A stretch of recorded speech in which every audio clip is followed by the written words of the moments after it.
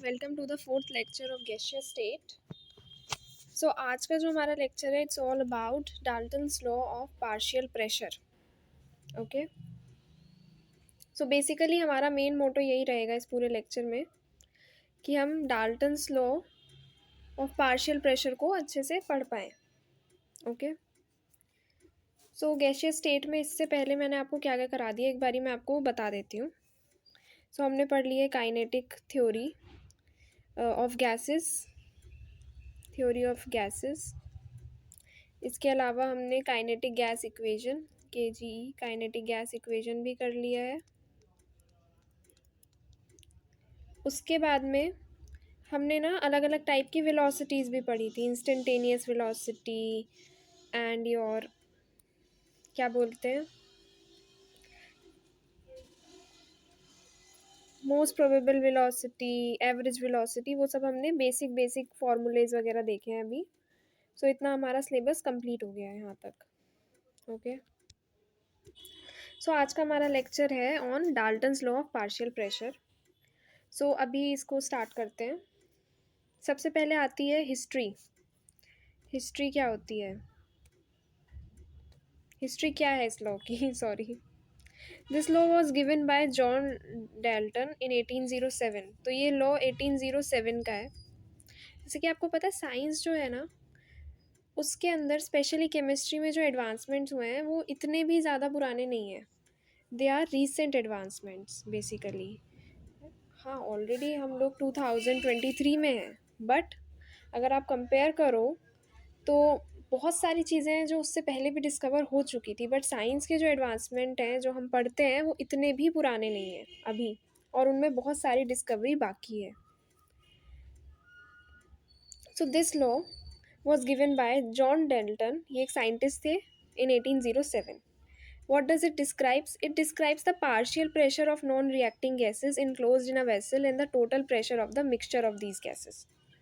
अच्छा, इसको समझते हैं। जैसे दो गैसेस ले ली हमने, सपोज करो हीलियम ले लिया, और एग्जांपल दे रही हूँ मैं आपको, हीलियम के साथ कोई एक्स गैस ले ली हमने, कोई भी एक्स गैस, इसका नाम नहीं है, कोई भी गैस है, बट हीलियम और इसको अगर रिएक्ट करें, इस गैस को रिएक्ट करें तो हमको ना हीलियम और एक्स ही मिल जाता है वापस, यानी कि इनका रिएक्शन होता ही नहीं है। ठीक है, नो रिएक्शन है। He+X ऐसे भी लिख सकते हो आप कि इनका कोई रिएक्शन नहीं होगा, नो रिएक्शन। ओके, ये आप लिख लिया करो ना नीचे, मैं तो वैसे ही बना रही हूँ बट आप प्रॉपरली लिख लिया करो। पहले हिस्ट्री की ये लाइन लिख लो, उसके नीचे ये लिख लो। एसएस ले सकते हो जैसे आपको ठीक लगे। मैं इसको हटा देती हूँ। ओके, सो हमने क्या देखा अभी कि अगर हमने दो गैसेस ली एक वेसल में, क्या हो रहा है भाई, हमने दो गैसेस ली हैं एक वेसल में जो कि रिएक्ट नहीं कर रही हैं। मैं उसको हीलियम भी नहीं बोल रही, एक एक्स है और एक वाई है। ओके, एक्स और वाई को एक साथ रखा हुआ है एक उसमें, बट उनका रिएक्शन नहीं हो रहा, मतलब कुछ और नहीं बन रहा, वही की वैसी ही हैं वो। तो उनका प्रेशर कितना होगा, उनका इंडिविजुअल, यानी कि इसका अपना प्रेशर कितना है, ठीक है, और इसका अपना प्रेशर कितना है, प्रेशर ऑफ वाई, वो बताता है Dalton's law of partial pressure. ठीक है, सो देखो, जब भी कोई चीज़, कोई भी गैस हम किसी भी उसके अंदर डालते हैं, कंटेनर के अंदर डालते हैं, तो क्या होता है, वो प्रेशर लगाते हैं मॉलिक्यूल्स कंटेनर की वॉल्स पे, उसी को हम बोलते हैं प्रेशर एक्सर्टेड बाय गैस। ये हमने भी, अगर आप काइनेटिक थ्योरी रिवाइज कराऊंगी मैं भी, उसमें आपको फिर से याद आ जाएगा अगर याद नहीं है कि कैसे कैसे होता है। ठीक है, तो ये जो प्रेशर एक्सर्टेड बाय गैस है वो वॉल्स, ठीक है, अब इसके अंदर क्या हो रहा है, वॉल्स पर क्या हो रहा है, मॉलिक्यूल्स का कोलिजन हो रहा है जिससे एक प्रेशर क्रिएट हो रहा है। ठीक है, वही प्रेशर एक्सर्टेड बाय गैस है और प्रेशर ऑफ गैस है। पर यहाँ पे तो दो तरह के मॉलिक्यूल्स हैं, कुछ मॉलिक्यूल्स एक्स गैस के थे, कुछ मॉलिक्यूल्स वाई गैस के हैं। ठीक है, सो इन दोनों का कंबाइंड प्रेशर तो हमें पता चल रहा है जब हम इस पूरे एज अ वेसल का होल हम प्रेशर निकालते हैं, बट एक्स का इंडिविजुअल प्रेशर, एक्स कितना लगा रही है और वाई कितना प्रेशर लगा रही है, by gas walls of container पे, ठीक है, वो हम डाल्टन्स लॉ ऑफ प्रेशर से डिफाइन कर सकते हैं, ठीक है। ओके, आगे चलते हैं। Statement of Dalton's law of partial pressure, ये भी देख लेते हैं। At a constant temperature a total pressure exerted by a mixture of two or more non-reacting enclosed in a definite volume is equal to the sum of individual partial pressure of the gases in present in the given mixture। देखो वही वाली बात ना जो अभी समझाई, temperature सबसे पहले कांस्टेंट रखना है, टेम्परेचर चेंज करेंगे तो कोलिजन्स की फ्रीक्वेंसी चेंज हो जाएगी, यानी कि कोलिजन या तो ज़्यादा होने लगेंगे या कम होने लगेंगे, उससे प्रेशर पे इफेक्ट पड़ेगा। तो टेम्परेचर हमने कांस्टेंट रखा, पहली चीज़। दूसरी चीज़ क्या है कि गैसेस जो हैं, जो कंटेनर के अंदर बंद है, क्लोज्ड है प्रॉपरली, वो गैसेस आपस में रिएक्ट नहीं कर रही है, अभी मैंने एग्जांपल भी दिया, ठीक है। तीसरी पार्ट जो है कि ये डाल्टन्स लॉ एक्चुअली बताता क्या है, it mostly tells us what, so ये लॉ बताता क्या है कि टोटल प्रेशर जो है वो प्रेशर एक्सर्टेड बाय कोई एक्स गैस और प्रेशर एक्सर्टेड बाय कोई वाई गैस के इक्वल है, ठीक है। इसकी एक्सप्लेनेशन भी अभी हम पढ़ेंगे, मैंने बुक से पेजेस भी लिए हैं आपको समझाने के लिए, अगर आपको नहीं समझ आ रहा है। ये बेसिक स्टेटमेंट है इसकी, ठीक है। अभी ऐसा क्यों है, कैसे आया ये, वो भी हम देखते हैं। अगर आपने कॉपी नहीं किया कॉपी कर लो इसको पॉज करके, okay. Now what is the explanation of the statement, ये एक बुक का पेज है। Equation of state for a gas mixture that is Dalton's law. Experiment shows that for the mixture of gases, the ideal gas law is in the form of this। आपको पता है ideal gas लो क्या होता है? सबसे पहली चीज़ तो यही है ना, पता होना चाहिए आइडियल गैस लो क्या है। आइडियल गैस लो होता है PV इक्वल्स टू NRT, ये बचपन में पढ़ा था हमने कि pressure into volume is equal to NRT, okay. ये आप याद कर लो, याद नहीं है तो। बाकी मैं आगे जैसे जैसे हम आगे बढ़ेंगे, कंपैरिजन करेंगे रियल गैसेस आइडियल गैसेस का प्रॉपर वे में, तो ये सारी चीज़ें हम देखेंगे। वेंडर वॉल्स इक्वेशन देखेंगे, आइडियल गैस इक्वेशन देखेंगे, वो सब आएगा। अभी के लिए याद रखो कि आइडियल गैस के केस में, आइडियल गैस पता है ना क्या होती है, वो पढ़ा चुकी हूँ मैं, नहीं पता तो आप प्रीवियस लेक्चर्स रेफर कर लो एक बारी, थोड़ा सा ही है वो, छोटा सा लेक्चर है, वो देख सकते हो।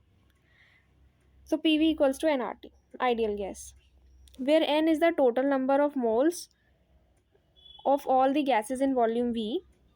Equation PV equals to nRT, and the statement of the mole fraction of all but one of the constituents of mixture constitute a completion description of the equilibrium state of the system, ठीक है। The statement of the mole fractions but one of the constituents of mixture constitute a complete description of the equilibrium state of the system. It is desirable to relate the properties of complicated systems to those of simpler systems. So we attempt to describe the state of a gas mixture in terms of the states of pure unmixed gases.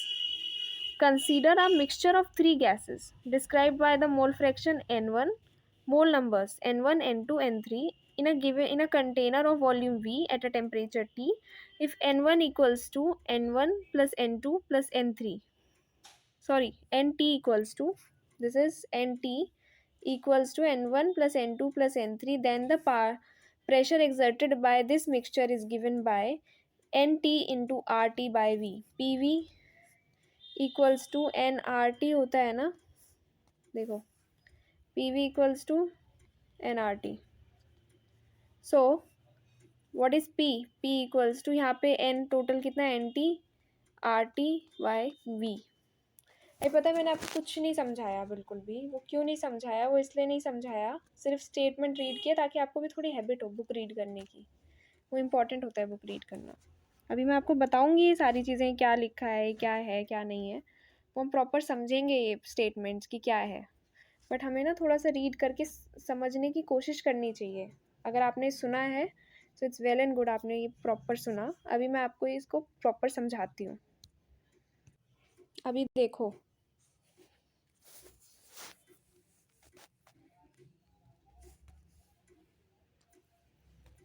ठीक है, देखो हमें क्या बताया, सबसे पहले तो हम समझ लेते हैं कि मोल फ्रैक्शन क्या होता है। मोल फ्रैक्शन क्या होता है, जैसे बहुत सारी गैसेस हैं हमारे पास, उनके कुछ मोल्स प्रेजेंट होंगे एक जगह। N1 नंबर पहली गैस के मोल्स हैं, N2 दूसरी गैस के मोल्स हैं, N3 तीसरी गैस के मोल्स हैं। सो मोल फ्रैक्शन को हम डिनोट करते हैं X से। वो इक्वल होता है, जैसे मान लो 1 का mole fraction of first gas कितना होगा, N1 का number of moles upon N1 plus N2 plus N3 के मोल्स। ठीक है, ये तो समझ गए ना मोल फ्रैक्शन क्या होता है। इसमें कोई कंफ्यूजन नहीं होना चाहिए, व्हाट आई बिलीव।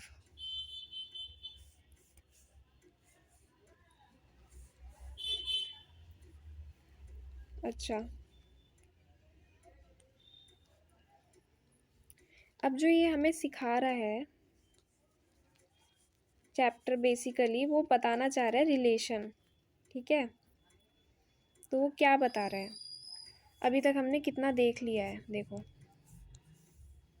हमको पता चल गया 3 गैसेस हैं, उनके नंबर ऑफ मोल्स हैं N1 N2 N3। ठीक है,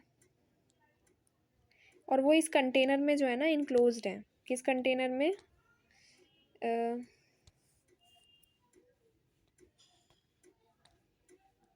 इस कंटेनर में ये तीनों गैसेस जो हैं वो एनक्लोज्ड है। ठीक है, इतना तो पता चल गया, वो तो समझ भी आ गया होगा। अब इनके टोटल नंबर ऑफ मोल्स है N1 plus N2 plus N3। हमने सपोज किया कि तीनों को प्लस करते हैं तो N छोटा t, इतने नंबर ऑफ मोल्स आते हैं टोटल। ठीक है, यहाँ तक भी कोई दिक्कत नहीं होगी मेरे हिसाब से। आगे चलते हैं। ठीक है, तो टोटल मोल्स हमें पता चल गए वो कितने हैं,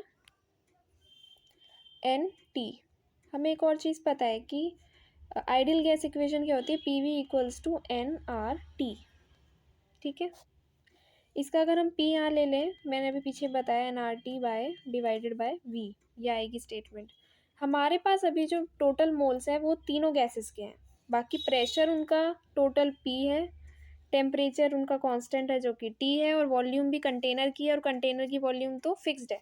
ठीक है, तो यहाँ पर N की जगह NT रख देंगे, NTRT बाय V, यानी कि total number of moles into Rydberg's constant into temperature by volume. ठीक है, ये वैल्यू आ जाएगी। अभी आपको इतना ही बताया गया है।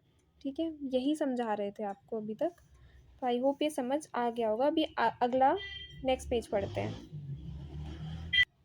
तो आप देख सकते हो ना कि टोटल नंबर, अब इसको पढ़ने की कोशिश करो एक बारी, वो करके पॉज करके वीडियो को, अब समझ आएगा। ठीक है, इसको एक बारी पढ़ लोगे तो कभी नहीं भूलोगे फिर।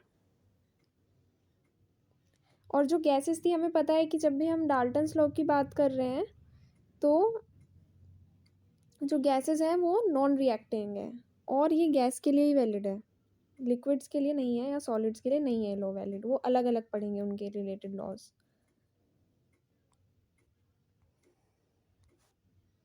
अब देखो, we define the partial pressure of each gas in the mixture as the pressure the gas would exert if it were alone in the container of the volume V at temperature T. Then the partial pressures would be P1, P2 and P3 are given by P1 N1 RT by V, P2 N2 RT by V and P3 N3 RT by V. Adding these will give you P1, P2, P3 will give you the total pressure. ठीक है, comparison of this equation shows that P is equal to P1 plus P2 plus P3. This is Dalton's law of partial pressure, which states that at any specified temperature, the total pressure exerted by a gas mixture is equal to the sum of partial pressures of the constituent gases. The first gas is said to exert a partial pressure P1, the second gas would exert P2, and so on. Partial pressures are calculated using equation P3 equals to N3 RT by V, right? Dividing any two of them would give us the mole fraction, right?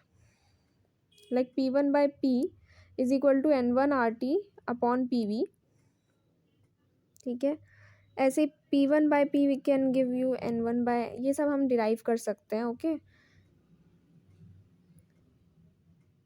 Now अगर इसको common form में करेंगे तो कैसे करेंगे? Basically ये आप पूरा पढ़ लो एक बारी, पॉज करके वीडियो रीड कर लिया है अगर, तो अब हम आगे बढ़ते हैं, अदरवाइज एक बारी और पॉज कर लो, रीड कर लो पूरा।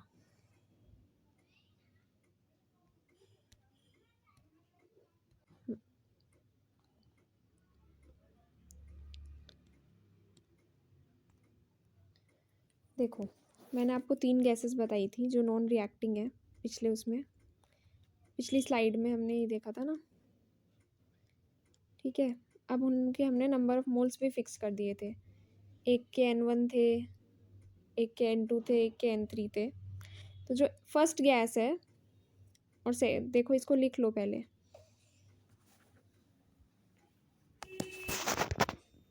लिख लो इसको। जो फर्स्ट गैस है, जो सेकंड गैस है और जो थर्ड गैस है, फर्स्ट गैस में ये हम प्रेशर बता रहे हैं और यहाँ पे number of moles. First gas में प्रेशर है P1, सेकंड का है नंबर ऑफ मोल्स है N1, सेकंड वाली गैस के लिए है प्रेशर आपका P2, नंबर ऑफ मोल्स है N2, थर्ड गैस के लिए प्रेशर है P3, नंबर ऑफ मोल्स है N3। ये उतार लो अगर नहीं उतारा है अभी, तो ये 3 है। ओके, अब पता है ये P1 कैसे आया? देखो, हमें नंबर ऑफ मोल्स तो पता है ना कंटेनर में कितने थे। हम ना एक चीज़ कंसीडर करेंगे, अब ये चीज़ ध्यान से सुनो। हम कंसीडर करेंगे कि बाकी 2 गैसेस ना प्रेजेंट ही नहीं है उस कंटेनर के अंदर, उसकी वॉल्यूम भी उतनी ही है, ठीक है, और मोल्स सिर्फ और सिर्फ फर्स्ट गैस के हैं, ठीक है। तो प्रेशर भी कितना लग रहा होगा? P1 ही लग रहा होगा टोटल प्रेशर, ठीक है। तो हम निकाल सकते हैं P1 प्रेशर कुड भी N1 RT/V, निकाल सकते हैं नहीं तो, ठीक है।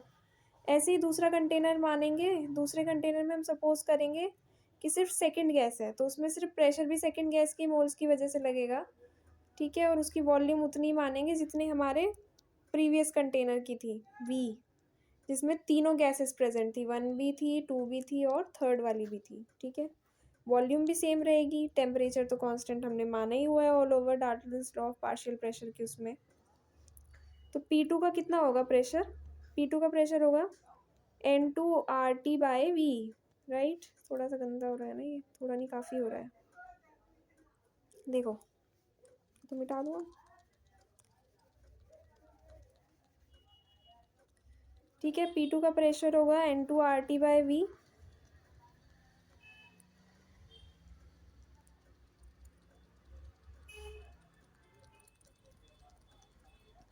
और आपका P3 का प्रेशर कितना होगा ये आप मुझे बताओ, नीचे कमेंट करना, तभी तो पता चलेगा कि आपको कितना आया है।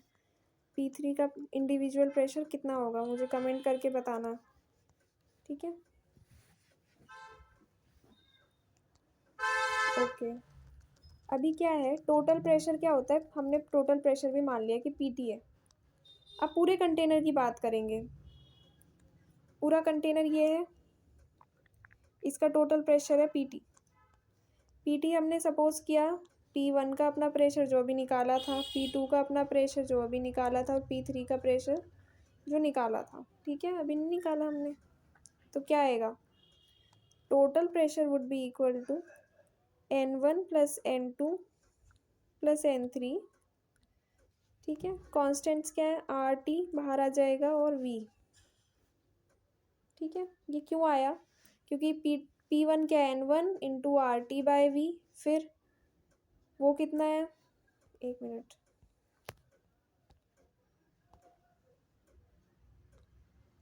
देखो P1 कितना है, N1 × RT/V, देन P2 कितना होता है, N2 RT/V, ठीक है, और P3 क्या होता है, N3 RT/V। ये मैंने बता भी दिया है, लिख देना कमेंट में फिर भी एक बारी, तभी समझ आएगा ना। तो इन तीनों के पार्शियल प्रेशर, ये वो प्रेशर है जब हमने कंसीडर किया कि और 2 गैसेस जो थी वो प्रेजेंट ही नहीं थी, सिर्फ ये वाली प्रेजेंट थी, या ये वाली प्रेजेंट थी, या ये वाली प्रेजेंट थी, ठीक है। बाकी हमने वॉल्यूम वगैरह सब इसी कंटेनर की ली, ओके। सो टोटल प्रेशर ये आ जाएगा, इसमें RT कॉमन आ गया और V कॉमन आ गया, बाकी ये अलग अलग नंबर ऑफ मोल्स हैं। इसी को बोलते हैं Dalton's law of partial pressure, कि टोटल प्रेशर जो है वो इंडिविजुअल प्रेशर्स के सम के इक्वल होता है। यही होता है Dalton's law of partial pressure. I hope ये क्लियर हो गया होगा।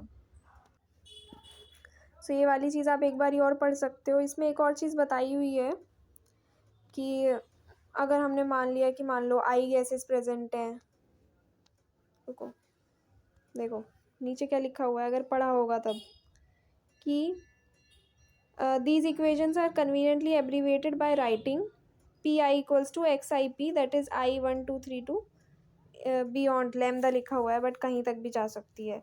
ये बता रहा है कि सपोज करो आई गैसेज हैं प्रेजेंट, नहीं लैम्डा गैसेज प्रेजेंट है। लैम्डा मतलब लैम्डा मीन्स दिस, एक मिनट, सपोज करो लैम्डा, ये इतनी इतनी नंबर ऑफ गैसेज ना प्रेजेंट हैं एक कंटेनर में, ठीक है। तो हम ना ये स्टेटमेंट लिख सकते हैं कि P I equals to X I P, जिसमें आई जो है यानी कि फर्स्ट वाली गैस का pressure, number of mole fraction of P, mole fraction of P I into P, इसके इक्वल हो जाएगा। ये क्यों आ रहा है ऐसा, बता सकते हो इसको, ये इस तरह से क्यों आ रहा है? अभी देखते हैं। देखो क्या है स्टेटमेंट, टोटल प्रेशर क्या होता है, N R T by P V, right.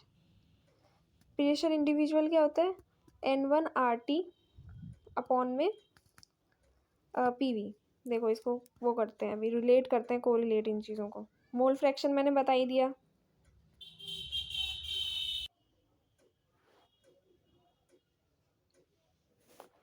देखो पी वन बाई पी किसके इक्वल है,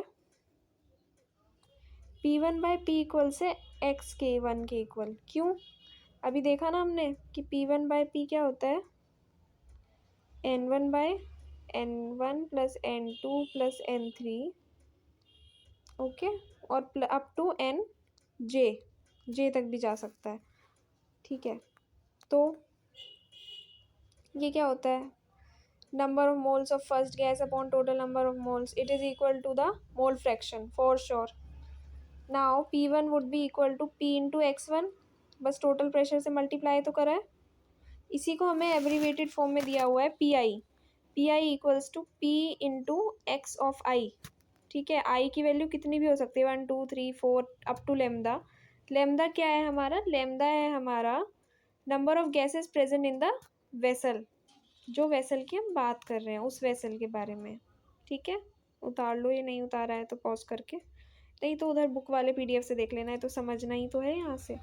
P I equals to P into X I, ठीक है। कैसे आया, समझ आ गया ना, ये आई होप आ गया होगा। यहाँ पे लैम्डा गैसेस प्रेजेंट है इस वेसल के अंदर, जैसे एन होता है वैसे लैम्डा ले लिया हमने और कुछ नहीं है। और आई क्या है, ये आई जो है ना ये कंबाइंड फॉर्म में दिया हुआ है कि फर्स्ट के लिए भी ये वाली स्टेटमेंट वैलिड होगी, सेकंड के लिए भी, थर्ड गैस के लिए भी, फोर्थ के लिए भी, और जितनी भी गैसेस है सबके लिए वैलिड होगी, यही बात हो रही है बस, ठीक है।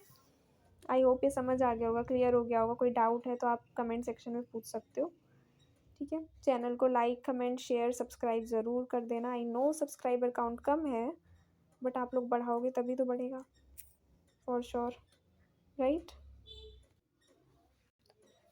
ठीक है, तो समझ गए ना कैसे आया ये, हमने डिवाइड किया पहले तो पी वन बाई पी को, N one R T by P V आ गया था, ठीक है। देखो pressure of first would be N one into R T upon V, pressure total would be N R T upon V. R T और V ये सारी terms कौन सेम है तो ये कट जाएंगे आपस में, क्या बचेगा, N one upon N total. N one upon N total क्या होता है, मोल फ्रैक्शन के इक्वल होता है, ठीक है। तो वो क्या आ गया, वही वाली चीज़ से ये वाली वैल्यू आ गई, ठीक है। फिर ये हमने एब्रीवेटेड फॉर्म में लिख ली, बस दैट्स इट, और कुछ नहीं है इसमें। ये स्लाइड पढ़ लो एक बार, ये अच्छे से समझ आ जाएगा सब कुछ। Now what is the application of Dalton's law of partial pressure? Dalton's law of partial pressure may be used to calculate the pressures of gases over the surface of a liquid. जब liquid state पढ़ेंगे ना तो proper समझ आएगा, ठीक है। फिलहाल के लिए इसको ध्यान रखो कि ये कुछ प्रेशर कैलकुलेट करने के लिए यूज़ होता है सरफेस ऑफ लिक्विड पे, ठीक है। ओके, तो एक बारी मैं आपको सारी स्लाइड्स दिखा देती हूँ। ये हमारी first page. Then we have this history, SS ले लो नहीं लिया है तो। Statement of Dalton's law of partial pressure, this current explanation जो भी करी हमने, ये explanation. Then application. Like, comment, share and subscribe phosphorus dark classes. Thank you everyone.